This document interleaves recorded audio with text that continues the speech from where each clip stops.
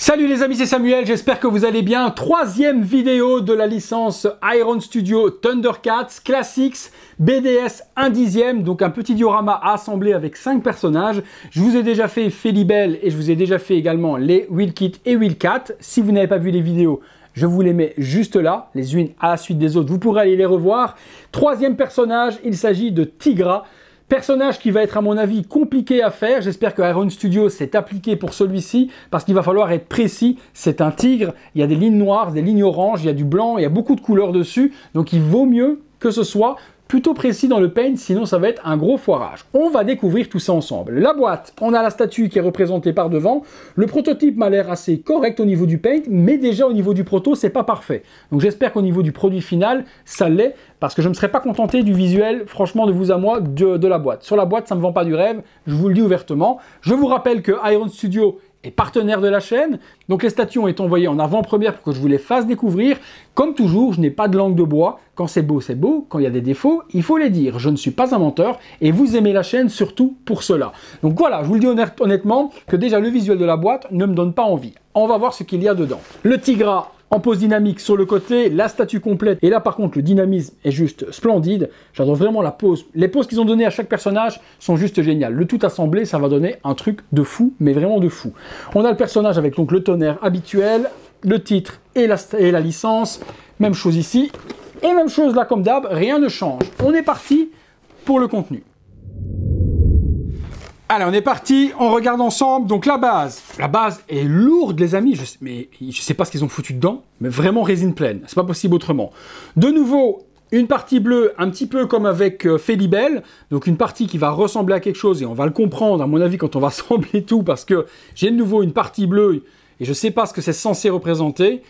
Peut-être un morceau du vaisseau. Je dirais un morceau de l'espèce de voiture de Starlion. Vous savez, la super voiture avec les deux grosses pattes bleues. J'ai l'impression que c'est des débris ou des morceaux de ce véhicule-là. Je pense que quand on aura tout déballé, je comprendrai ce qu'il en est, parce que pour le moment, je nage un petit peu à comprendre à quoi ressemble cette partie bleue-là et les amis. Le reste, ça reste pareil. Toujours de la roche, mais vraiment résine pleine, parce qu'elle est vraiment très lourde. Ça fait facilement plus de 2 kg.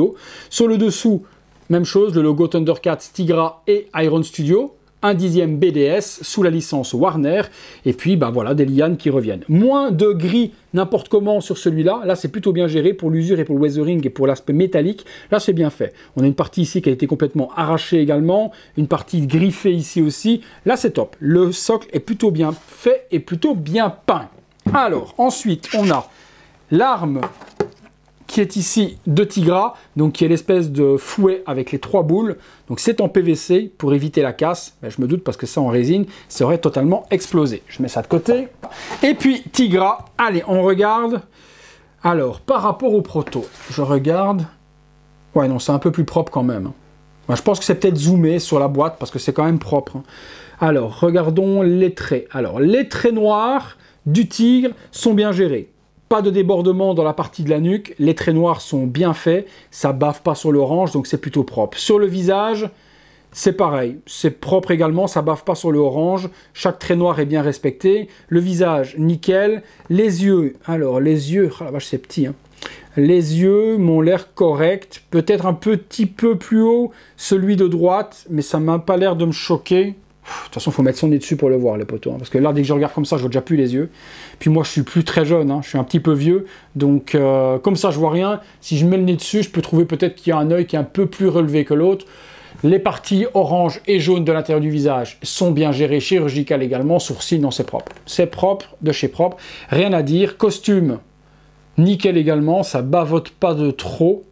Si ça bavote un petit peu ici au niveau des côtes, mais vraiment très léger.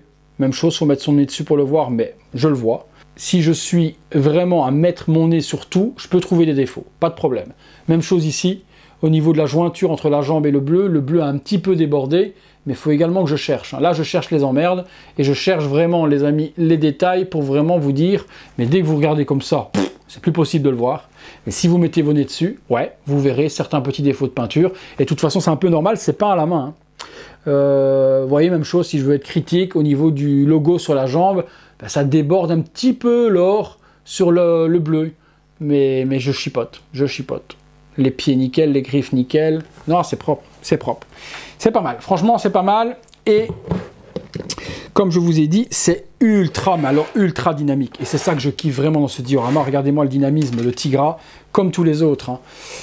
On va mettre son arme. Ah, par contre, l'arme, est-ce que ça s'assemble d'une manière ou l'autre? Parce que là, ça ne passe pas. Alors, est-ce que ça se déboîte? Ça n'a pas l'air de se déboîter. Et je n'y ai pas l'air de pouvoir...